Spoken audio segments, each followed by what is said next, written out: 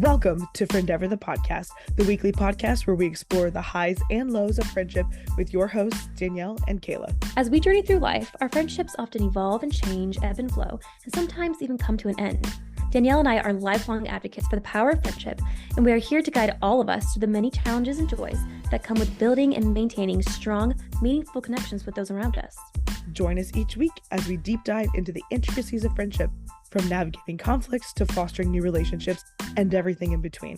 With insightful interviews, personal anecdotes, and expert advice, Friendeavor is the perfect podcast for anyone looking to strengthen their bonds with the people they love. So, whether you are on the go, taking care of chores, or just settling in, get ready to explore the world of friendship on Friendeavor, the podcast. Hello, everyone, and welcome back to Friendeavor, the podcast. I'm your host, Danielle. And I'm Kayla. And we are so blessed to be joined by Karissa King of Dear Young Married Couple. We've been looking forward to this episode for a long time, and so thank you so much for being on the podcast. Aw, thanks so much for having me. I am so excited to be on the podcast. I have been a fan of Friendeavor since the beginning, and I really enjoyed seeing Friendeavor morph into its different stages and what it offers, and a podcast is such a great fit for Friendeavor. Well, we really appreciate it, and not only are you doing us the honor of being on our podcast, you're hosting us in your own home and studio, so we're very thankful for that. So thank you for being a part. Absolutely. All right, you guys ready to dive in? Yeah. Let's go. Okay. This week we were talking about why your spouse can't be your only friend. Now, if you're not married, that's fine. You can have this episode in your back pocket for one day.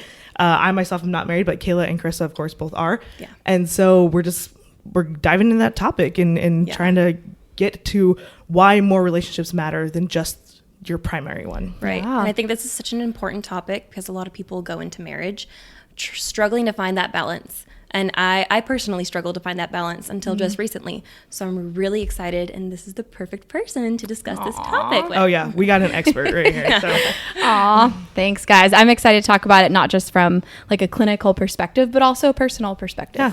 Friendship.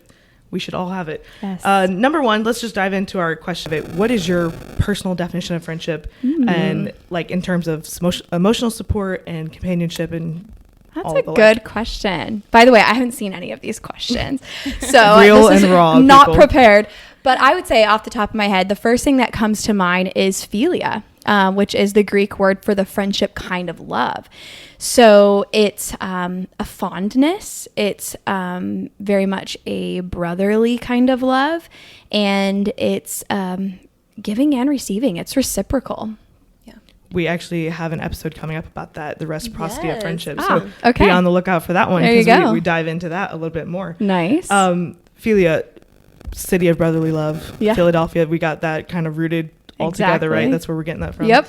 Okay, you know what? I got to show off my knowledge from time to time, right? All right, so can you share your thoughts on the importance, and we're going to break into this into, smaller segments eventually, but just an overarching view of maintaining diverse social network just outside of your romantic relationship. Yeah. Why is that important? For sure. Well, God created you to exist in community, and your spouse is part of that community. But your spouse is not the only person in that community. And so if you cut yourself off from other members of that community because you're only focused on your spouse as your best friend or your only friend, then you become isolated. Even though you think that, I'm getting needs met because I'm in this romantic relationship, you're still isolated. So you're prone to mental health issues. You're prone to spiritual issues because you don't have a multitude of counselors. I believe, when the Bible says in the multitude of counselors, there is safety. That's not just like pastors or mental health counselors. Right. That's friends. So you're isolating yourself from all these opportunities to live more fully. That's so good. I've never thought about that as the spiritual connection of friendship outside of what you experience with your church community or whatever. There's a friendship aspect as well. Yeah. So when you think of, a marriage between a man and a woman, and you have the needs of a marriage that are fulfilled in that, how does having friends of the same gender differ from whatever your husband can do for you, or, Yes. whatever, if you that your wife can do for you if you're a man? Right. Such a good question. Yeah. So obviously friendships are based on personality traits, shared interests, etc. But often friendships are based on the commonality that we have in our lived experiences. And you're going to have lived experiences with other women, like for us ladies here, we're going to have shared experiences that we've all lived because we're women that your husband doesn't have. Right. So even though he might want to support you, he may not know how to support you best, because he's never been through whatever it is, having to do with, puberty or pregnancy or mood shifts or, just there's the variety of things that come with being a woman that he's never experienced. Yeah. So he's not going to relate with you the same way that your girlfriends do. It's a different kind of support. Yeah, that's right. We talk about this a lot because Kayla and I, as sister-in-laws, have now a shared relation in Brett, my brother, and her husband. So what she just said about relating kind of made me chuckle because Brett, even having two sisters, still didn't really understand like the girl gang aspect, So Kayla, I'm sure you've run into how to like try to explain that connectivity to him at some points. Absolutely. Yeah. And like, the girls' nights and the because it's just it's not the same until you are married to someone who's you got to navigate that kind of thing with life. Exactly. Yeah. So you guys have an analogy at DYMC with the rubber band. Yes. And friendships and spousal relationship. And it's about the potential limitations or negative effects of relying solely on your spouse for emotional support. So talk about that. Yeah. So we use the rubber band analogy specifically with regards to men needing their friend time. They don't often recognize they need it. But we talk about how, if you and your spouse are in this rubber band and you are able to allow your husband that space to stretch away from you when he's far away from you because he's getting that connection of friend time or he went on a guy's trip or golfing or whatever it is, he's going to want to bounce back and feel connected again. And it works both ways, but we specifically use that with regards to men because they sometimes don't realize like, I need friends. They feel so needy when that's said. Right. Like maybe girly, like, oh, that's such a girl thing. Exactly. But they do. They need buddies. They need that time away from being just husband or dad. They need friendship. Right. So that rubber band effect is they bounce back, and now there's this fondness between you and your spouse that wasn't there before. That whole phrase, absence makes the heart grow fonder. It's true. Yeah. Yeah. And you see it in a real life example for having a guy's night away or a camping trip or whatever, and then you get to experience that in just your day-to-day. At Friendeavor, I get asked a lot, and Kayla probably gets asked this too, but we always get asked what our target audience is. Like, what's your target audience? Is it young women? Is it just young people in general? And I'm like, I find that such a hard question to answer because friendship is universal. At least it should be. Absolutely. It should be. You see it in all stages of your life. You see it in both genders. It's not something that only girls experience, right? Needing friendship. And so I find that such a hard question to answer. It is. Because whatever we talk about on the podcast or on YouTube or whatever, it's someone's going to get affected by it or has been affected by that. And so friendship is not just a one gender or one age group kind of thing. Right. It's across all levels. That's right. Yeah, true. And speaking of levels, we have a thing at Friendeavor called the Friendeavor Friendship Pyramid. Yes, I've seen you or heard you talk about that. Yeah, that's kind of like my candy stick. Like that's the one because I think it's supposed to be a tool to help you understand friendship. It's not supposed to help you, split your people up and segregate them. Like, hey, you are only at this level, but not up here. Right. It's not that. It's not a tool to help you figure out, who's important and who's not. It's just it's a realistic way of viewing it for yourself. Exactly. So the top of the pyramid is a spouse, and we rarely ever talk about that because we are primarily friendship. And so now that we have a real life expert on the podcast, now I feel like we can talk about that.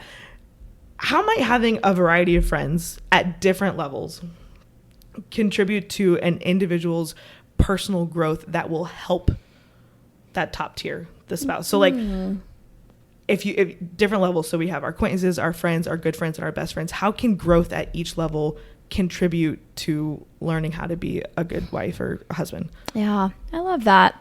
Well, so I'll compare your pyramid to Maslow's hierarchy of needs. I love that. Okay. I love that. So Maslow talks about how at the bottom of the pyramid, we have all these basic needs for human life. And that's, you need water, shelter, food, et cetera. And then he goes up from there to where now we need connection and friendship. And then he goes up from there, we need self-esteem and we need achievement. But he says the reason why there's so much more space given to the bottom tier is because that's where the basics come from. Like if you can't get the basics fulfilled, you're not going to be able to do the achievement and self-esteem stuff at the top. So I would look at it similarly, because that's why you created it in that format. Right. There's fewer people at the top. Exactly. And unless you can get some of those basics right with like acquaintances or have basic social skills with the teller at the grocery store, you're not going to be able to get into deep friendship and attachment. If you want to get into like psychological theory, attachment, like you're not going to be able to be vulnerable and get past all this stuff if you can't even do basics at the bottom. Yeah. So you've got to be able to explore every tier of friendship in order to have that vulnerable, intimate relationship with your spouse. That's such a good point. Yeah. So I'm a teacher, and most people and our listeners know that, but like kids being able to have conversation and just being able to know how to answer a question like, how are you today? It all starts from simple conversation to be able to build up to skills that we teach in the classroom. So I guess it's the same thing. It's like being able to connect with someone emotionally, even if it's just an acquaintance or whatever, will eventually get to the point where you can connect with a spouse. Yes, that's good. All right. Let's move into some red flag area. Let's talk about the negatives. It's not something that you want to dwell on, but I feel like it's something that we just as humans, not only friends and women and wives and all that need to know, but just as humans, you got to have a well-rounded view of things. Yep. So can you discuss some common signs of like red flags that might indicate that a person is overly dependent on their friends rather than their spouse and not having a good balance or a healthy balance between your marriage relationship and your friend's relationship? Yeah. One red flag, and actually this came from John Maxwell. He said, I realized that when I got home at the end of the day and was there to be with my wife, I had nothing to talk about because I'd already talked about everything throughout the day. Oof. And he's like, I had nothing to celebrate. I had nothing to grieve about because I had shared it all throughout the day. Right. So if you find yourself in that position of, what do I talk about with my spouse? I have nothing to say. Then you're probably sharing too much with others throughout the day. So one practical thing that he did is he said, I'm going to save at least one thing per day that I would maybe impulsively want to go share with a colleague or a friend, and I'm going to wait and share it with my spouse. That's so good. Yeah. So that would be one thing. Obviously secrets. That's a big deal. Like a red flag. If you have secrets that you're holding from your spouse, we say this at Dear Young Married Couple, that secrets are the buffer to intimacy. And so if you have secrets that you're intentionally keeping from your spouse that would affect your spouse. I mean, there's like certain details of your friends that you're not going to go and share with your spouse. That has nothing to do with him. But like, yeah, if there are things that like, you're holding back, something you did with your friends or something that, you don't know what his opinions would be, so you're just going to keep it from him. Like that's going to be a buffer to intimacy. Fear of judgment from them. Yep. Yeah, for sure. So that would be another red flag. And then just general time spent. We go through seasons. I'll just talk personally about Adam and I. We go through seasons where, we are together all the time. We're traveling, we're speaking, we're in podcasts, we're in counseling. And we're just together all the time. And we haven't had any friendship time.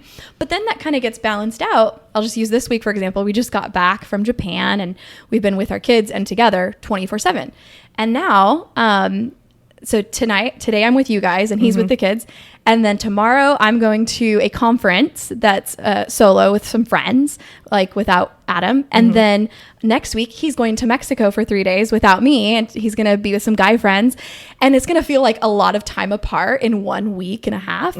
But that's okay. As long as ebbs and flows. Exactly. Yeah. As long as it's balanced. Yeah. Yeah. I feel like that might be considered a cliche in so many things because you hear it at work and you hear it at church and whatever, like balance. Right. But I mean, there's truth in cliches. That's why they're cliches. Like you got to have it or else it will end up being lopsided and Yes. one-sided. Well, and I like how you said it ebbs and flows, because balance isn't just, straight across. It is like a teeter-totter. Yeah. Like there will be times, even just the give and take in a relationship, where it's like a 90-10.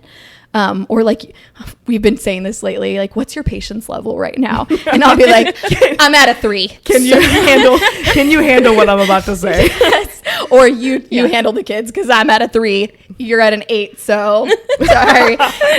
But same is true of like friendship time or time together versus time apart. Like it's gonna ebb and flow, it's gonna teeter totter. So that's balance might look different than just straight across. All right, there you go. I would think another red flag is if you talk about your husband or your spouse negatively to your friends. Oh yeah. Because if there are things that you feel like you can't share with them, if there are stressors about them that you can't share with them, but you can share with your friends, that might be a red flag. Yeah, absolutely. I agree with that. You ought not ever be talking negatively about your spouse to anyone, unless you're with your spouse and you guys have agreed you're going to talk to this mentor, pastor, counselor together. Right. But And agreed upon third party. Because Exactly. if it's just you bashing at brunch, then no, you're never going to find success Right. in that kind of thing. exactly. We talked about in an episode previously is that friend to friend, and this is for people who are not married or married, but speaking from someone who's not, is that anytime you tell your friend something, you are leaving the door open. Even if you say, don't tell anyone this, you're leaving the door open for it to be told, because that's just how life is. Yes. Like, Right. you got information, you want to share it. And so when you tell your married friend something, and I've said this on the trust episode, I believe it was, is that there's always going to be someone with an equal or greater level of trust in their life. It is not just you and them who has this bond, and that's the tip of the iceberg, and you can't go any farther than this. But if someone is married, there is a possibility that what you tell them, am I right, ladies? It will get told to their husband, and obviously 90% chance with me, just so y'all know. and like Karissa said, obviously if it's like, I would assume like a health thing or like something private, like it doesn't, they're not going to go and spill all your secrets, Right. but Yeah. there is a chance There's a that, chance, hey, yeah. it's their life. It's their primary relationship outside of God. So Right. anytime you open your mouth to say something to anyone, married or not married, there is always a chance that someone with an equal or greater level of trust in their life is going to hear about what you have to say. Yep, it's true. It's true. So like for Adam and I, especially as counselors, where we work with so many clients and all their detailed stuff and their traumas and all Right. that, like we've got to a place where we realize what we want to share and not share. Like I don't want Adam to share all his clients' detailed trauma with me. Yeah. He might have had like a heavy day of clients, and he'll share like, man, I just had a heavy day. There was this person who had a death in the family. There was this, they had this conflict, and man, it's just like a heavy day, and that's okay. And I think the same is true of like stuff that gets shared with friends.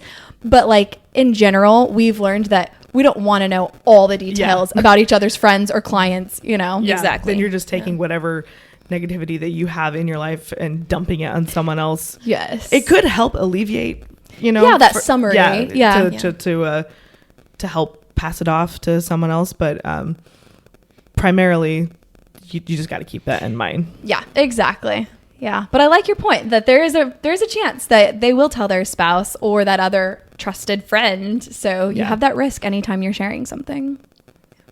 I think we all kind of know that from personal experience, whether it was us who our information got shared or we were the ones who shared, because I mean, I can only speak for myself, but I know that there are people in my life who said, don't tell anyone this, but there's always someone who has got an equal or greater level of trust in my life, that if you think it won't go any farther to that person, well, guess what? It might go farther than that, and then that, and then it might end up looping around to you, because the person, the seventh person down, who's got the equal or greater trust for you, is that person. I have not thought about it in those and terms. your own but it's information true. comes back to you. Yeah.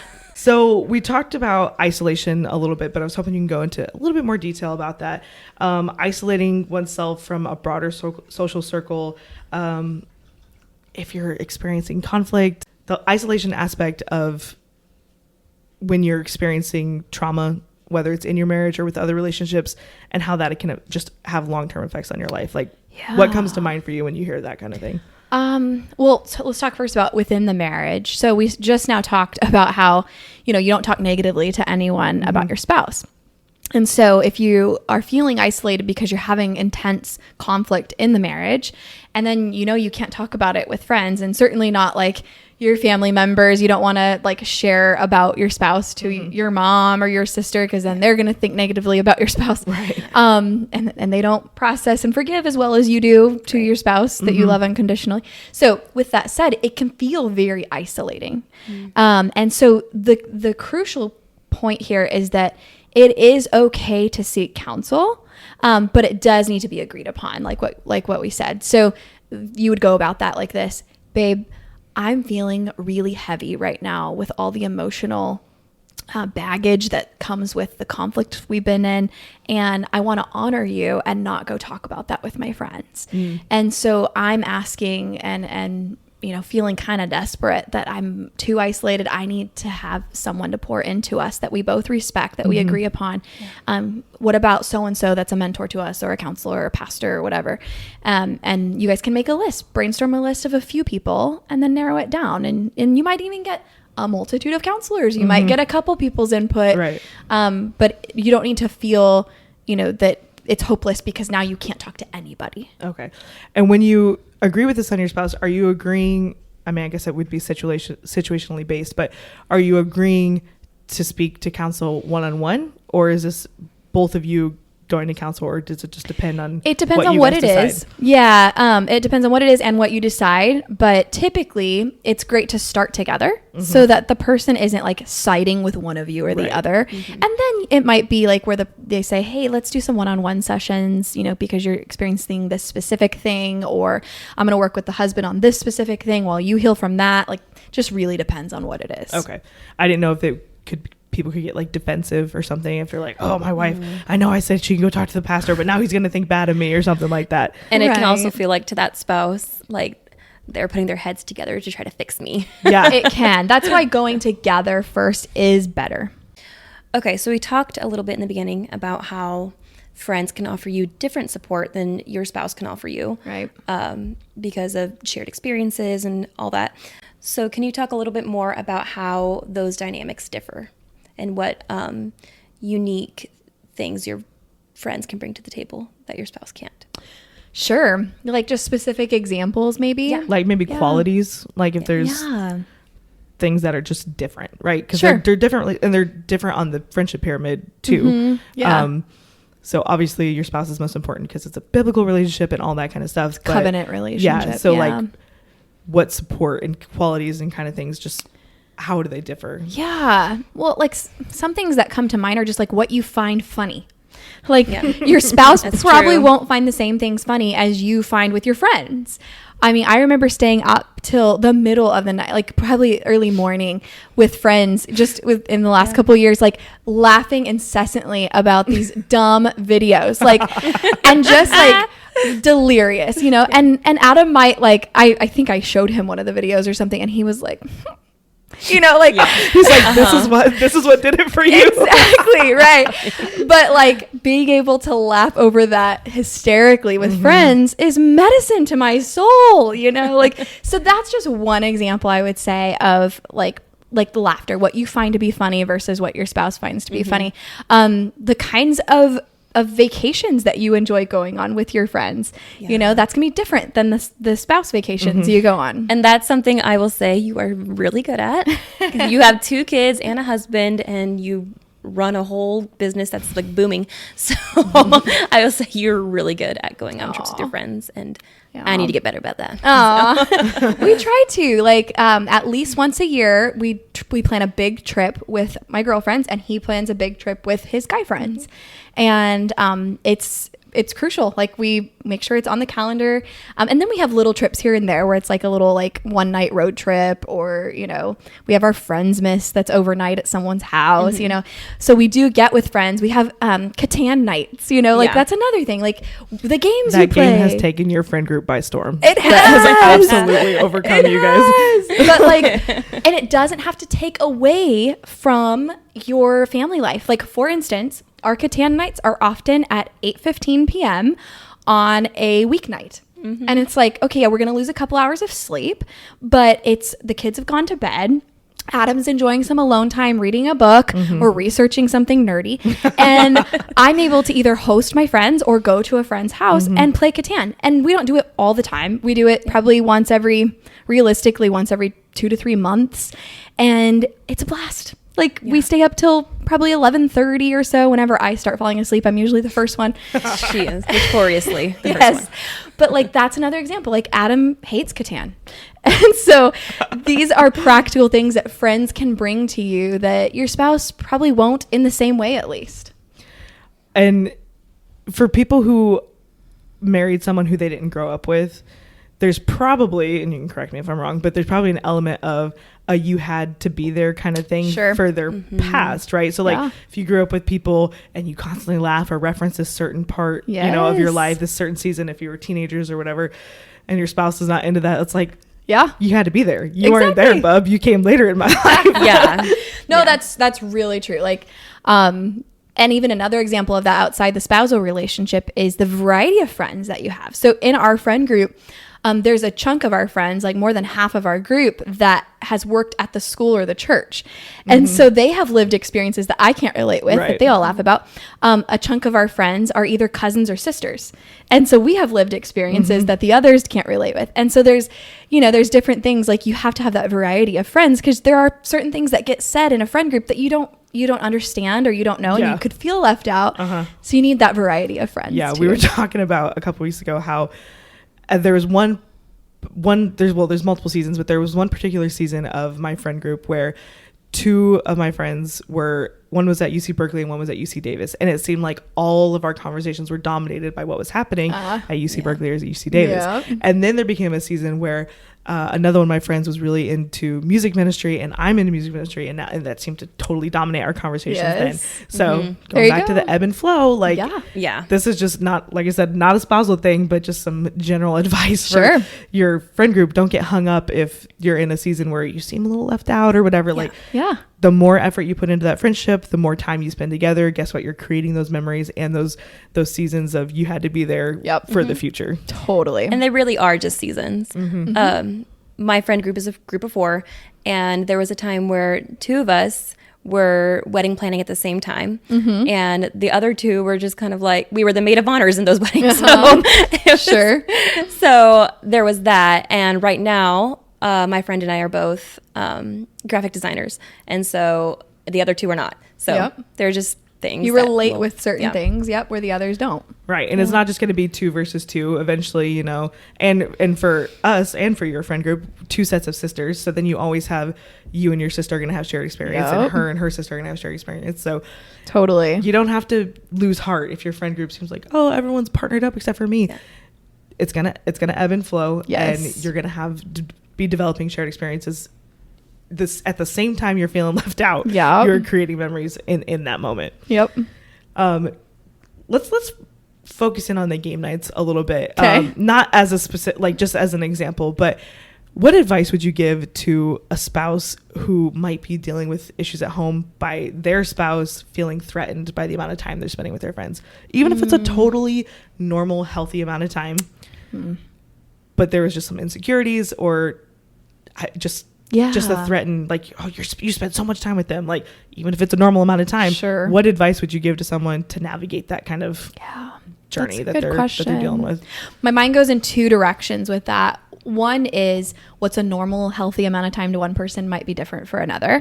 And so finding out what their idea is, like give it numbers, you know, like number of times per month or number of hours when you are agreed upon between the spouses. Talk about that. And not that it has to be that exact number every time, but that it's around that range. And if it's super far out of that range, that's going to feel really stretched for me. So have that conversation about what is normal and healthy. But outside of that, the other direction my mind went was maybe they're not even upset about the amount of time you're spending with friends. Maybe there's a deficit in your relationship you need to address. So find out what that is. Like, what do you need from me in order to feel okay about me seeing my friends? You know, are you feeling like we aren't, like, kind of going back to John Maxwell's thing? Are you feeling like we aren't sharing the laughs or the, you know, the losses or the achievements together. And we need more of that. Do we need more intimate time? Do we need to focus on our finances? And you feel like when I'm going out with my friends, I'm spending more money than you're comfortable with. That's a good point. Yeah, there might be other dynamics. So find out what's underneath that if it's not just time spent. One thing I've learned from just listening to DYMC and just being around you guys and that kind of thing is that it's okay to put a label on stuff and be like, call it what it is. Yeah. Because if you beat around the bush or if you don't know what you're looking for, then subtext and subliminal messages and all that can just cause havoc, right? Put a label on it. Like, you spending this much time with your friends makes me feel this because of this, or whatever it ends up being for your situation, but just put a label on it. Call it what it is and move through it in the moment instead of letting it, simmer and that's right, get worse under the surface and eventually lead to something possibly worse down the line. Exactly. Yeah. The more you avoid, the more controlled you feel. So even if your spouse isn't being particularly controlling, if you're avoiding something, you're sweeping it under the rug, and then you have to go walk around that thing in the rug, you're like, man, I feel controlled right now. Why am I having to walk around this thing in the rug in my own house? And your spouse is not necessarily domineering, but you're avoiding. So you're going to feel controlled. All right. So now we can zoom back out to the whole, marriage friendship thing that we were talking about before. But can you provide some examples of activities or experiences that individuals might miss out on if they don't have friends outside their spouses? So not just game nights, but like, things that friends do, or like weddings and that kind of thing. If you are tied up, so because I know people who, when they got married, they dumped their friends immediately, and they're like, I have everything I need. Well, down the road, when you're a mom and you need support, you don't have that anymore. True. So what can people do? Well, that's a two-part question. So let's focus on the first part right now. Yeah. Potential consequences and examples of activities or experiences someone could miss out on if they swallow up their entire identity in their marriage. So good. I was actually, we had a podcast interview yesterday with Dr. John Deloney from the Ramsey Network, and he just wrote a book on building a non-anxious life. And one of the core components in his book, he has 6 like spokes on the wheel, and he talks about how when we have lack of connection with friends, we lose out on a lot. And I'm going to share a little bit of that because he did some research last year in 2022. It was a widespread survey, and he researched I think the survey question was like, do you have at least 3 or more close friends? And 70%, it was like 68%, I think, of the people who responded said, no, I do not have 3 or more close friends. That is so sad to me. Yeah. And 82%, so think about that, 8 out of 10 people sitting in any given room said, I spend most of my time with people that I don't know deeply, that don't know me deeply. Wow. So then he went into what's the result of that? Well, now we turn to, if I need an egg, I'm just going to DoorDash that or go pick it up at Target pickup line instead of asking my neighbor for an egg. And if I want to celebrate that, he was talking about, his book just made bestseller list. If he hasn't been spending time with friends, he feels weird calling them to celebrate that. Sounds like a brag. Right? Why are you calling me, man? You haven't called me in 6 years. Yeah, right. So there's that. Or I need a ride to the airport. I'll just Uber. So that's what we've resorted to now as a society, and it's causing us to feel alone, isolated, unsafe, and we have these alarms going off in our bodies saying something's wrong, and it looks like anxiety on the outside, but it's isolation and disconnection on the inside. So I would say, you're missing out on a lot of that. Obviously, opportunities for being there for your friends and their weddings and their showers and their helping with kids and all those things. But I think on a very basic level, you're missing out on the opportunity to rely on others and be relied upon. And that gives you purpose when you're relied upon in a healthy way. You really miss out on all of that. So what is some action steps to, if you find yourself in that isolation, to kind of work your way back to the community? Yeah. Is there anything that, that you think of that actionable things? I'll share what he said because it was really funny. Dr. John Deloney, he said, you got to be weird. He said you have to go and risk the rejection and be vulnerable and say, who wants to hang out at my place tonight? You know, and I can totally relate to that, because that's what we did. Like, it started during the pandemic, the Catan nights. You know, it was like texting everyone, who wants to sneak out and play Catan tonight? Only if you feel safe. Yeah. Only if you feel safe. You don't even have to wear your mask. You know, like, it was, and it was weird. Like, you have to feel a little bit weird, which this wasn't weird in the past. You know, you rewind 50 years ago, it was not weird to ask someone to come play. You know, like that was normal. Right. But it's weird now. And so you have to be weird. Yeah. Take the risk. That's good. I like that. I'm going to steal that. Steal that from you, who you stole that from someone else. So Exactly. I think it's just like free game at this point. There you go. Okay. So one thing that kicked off Friendeavor is, you know, I had a product idea, and it kind of morphed into so much more, and you were so supportive with that whole process. So thank you for that. But eventually, when I realized what I wanted this to be, you know, before Kayla came on board and when it was just me, I knew I needed to do some research. If I was going to talk to people about friendship, I couldn't just rely solely on my own experience, and I needed to reach out and the community. I got weird with it, and I texted, you know, like 55 people and was like, hey, can you take this quick survey for me? It literally is only 5 minutes. And I literally had someone respond and go, is this actually Danielle, or is this a robot? They're like, your text does not sound like you at all. I'm like, because I copy and pasted for everyone, but please just take the survey. That's great. But we broke down that survey. I remember that survey. Yeah. Yeah. And one of the things that I asked, so I did it in statement form, so not questions, but I had a statement that said, I believe that my friends should be the same gender as me. From a married, like, before you're married, I feel like the rules are different, if you will. They're not crazy different, but enough so, and I'm that's what I'm getting at with this question. So before we dive into actual numbers that we came up with, what is your philosophy, yours and Adam's philosophy, on having friends outside of the opposite gender? Yeah, excellent. So one rule of thumb we have is that any friend of the opposite gender that you're going to connect with, whether that be via text or a meme that gets sent or a conversation that takes place in person, it happens in community. So if I'm going to text, you know, someone of the opposite gender because I found a funny meme that they would appreciate, I'm putting my husband on that text, and probably their wife if they're married. You know, like the four of us are on a text together, and so I mean that just happened. Like, we're doing some logistics planning for this Mexico trip for Adam, and I'm kind of doing the planning on the hotel piece, and so I needed to text Adam's friend Travis. Well, I'm not going to text him one-on-one, right? I mean, and some people would think that's dumb. Like, you're not even talking about anything like remotely emotional or romantic, but you stay above reproach.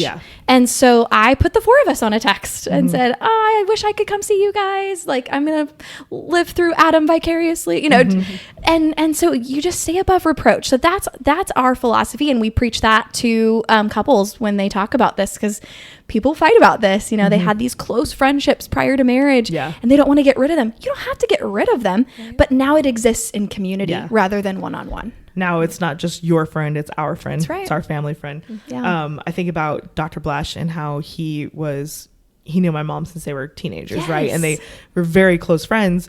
And when he was in the Army, he would send her letters, just friendship letters, you know, but then when she started dating my dad, he would read those letters too. And like, then now 30 years later or whatever, and he's gone on, but that family connection is still there. And so she didn't take away a potential friendship from my dad too by saying, that's my friend.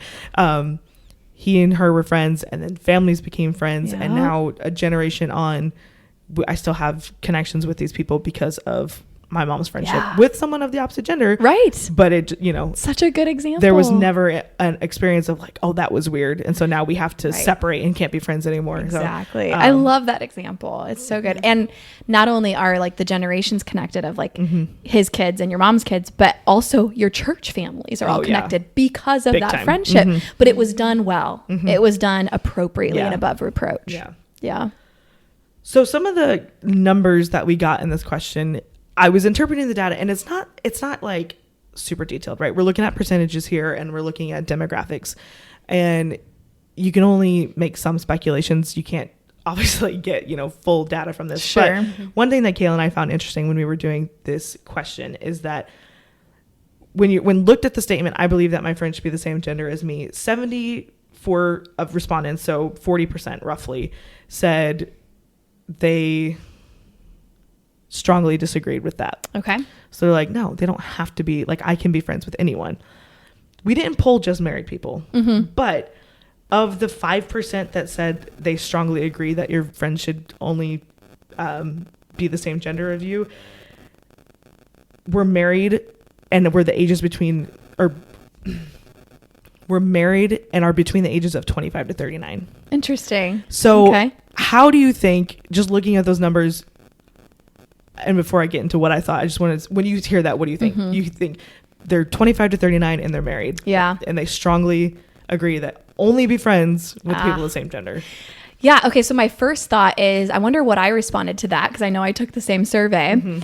And I probably, my impulsive response would have been, yes, I strongly agree that my friends should be the same gender, because my mind immediately goes to my friend group.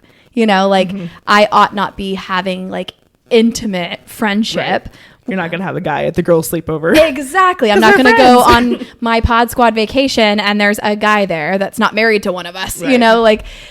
So that probably, I think, is where those responses came from for the people who were married in that older age range. They probably were very much in that camp of like, yeah, I'm a married woman. I'm not going to go have friendship with the opposite sex. But they probably weren't taking into account like those acquaintance friendships that they're not like, potentially deep friendships, but like acquaintance friendships, like what we described that are mutual friendships, mutual friends. Yeah. The super intriguing thing to me about this is that if you drop down to the agree answer, so it was a Likert scale of strongly disagree, agree, or disagree, neutral, agree, strongly agree. Okay. If you drop down to the agree category, 23 people said they agree. If you drop down to that category, of the 23, half of those 23 were divorced between the ages of 40 to 55. Okay. Speculation that I had, and I could be totally off base, but I was wondering, do you think that possibly, that relationship affected, an outside friendship affected the relationship that may have ultimately ended in divorce? Yeah. I mean, that's potential. We've said this, nobody goes out looking for an affair. Yeah. It just happens. That's what they say. I don't know how it happened. It just happened. We see this in our counseling office all the time. And it's generally a friend or a colleague that they had no romantic interest in. They weren't trying to pursue them sexually.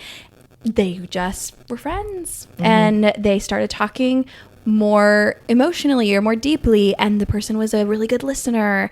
And so, they ended up having that bond that they ought to be having with their spouse and or a close friend of the same gender. Yeah. And so that's often how affairs start, almost always.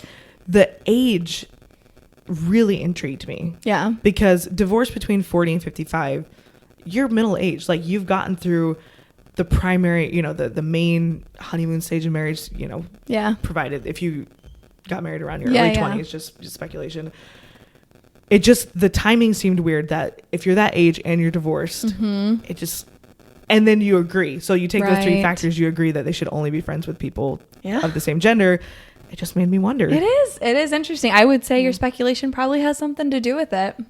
So in your practice and your professional experience, can you share a story where a person having friendships positively affected their marriage?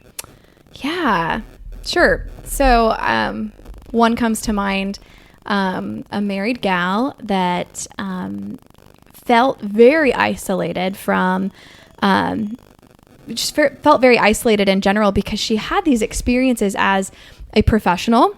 She was educated. She had just moved, and she was also involved in ministry. And those characteristics, it was hard to find people to relate with. And so we were brainstorming, like, how do you find friends, people to relate with when you have some of these traits that you don't have a lot of people in your community that share those experiences. And so we started brainstorming like outside of her local church and started talking about like ways you can go to particular conferences that those types of people would be present, and particular Facebook groups where those types of people would be present. And she ended up going, and now she went to this particular conference, but now she has a group, like a text thread of these girls, women that she connected with, that they have so much in common. And so now when something comes up that, you know, her husband can't relate with, or anybody at her local church can't relate with, she's able to text that group of friends and be like, hey, this came up. How would you navigate this? And even though it's not a long-time friendship yet, it's shared experience friendship. And it's got to start somewhere. Exactly. When people get hung up on not having long-term friendships, like, oh, I wish I had, because, you know, our friend group just celebrated 10 years of being friends. And, you know, we get people who are like, oh, I wish I had a friend group of 10 years. Like, you got to start somewhere. Yes. Yeah. 10 years ago, we did not think we'd be as close as we are now, but don't get discouraged just because it's not happening the exact same way as it does to someone else. So shared experiences is an absolutely amazing way to start off a friendship. Exactly. Right. Yeah. And so now she has that. So these women she connected with are all in ministry of some sort. Most of them are pretty educated. They're, you know, they all have experiences with marriage or moving and so now she's able to connect with them and text them. And she's met up with a couple of them one-on-one outside of that conference. And that's awesome. So yeah, it's a new friendship, but she's much more satisfied having that now. That's awesome. We love hearing that kind of stuff. And I feel like we don't get a ton of instances of positive experiences just in the world that we live in, especially with like personal stories like that, because you got to get weird with it if you're going to be able to express, you know, things that are happy and are that happen to you. So I don't know, that made me feel good. That was a good one. Well, thank you so much for being on the podcast. You did not have to do this, but we really, really appreciate it. And I loved our conversation. Incredible conversation, definitely. And we would love to have you back sometime if you are ever available. So I'd be honored. Thank you so much for having me on. Have a great one, guys.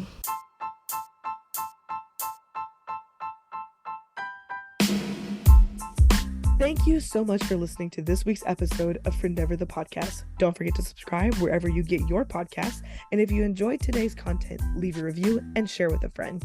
You can find the show notes on our website, www.friendeavor.net, and in the description of this episode. Friendship is a journey. It's an endeavor. We'll see you next time on Friendeavor.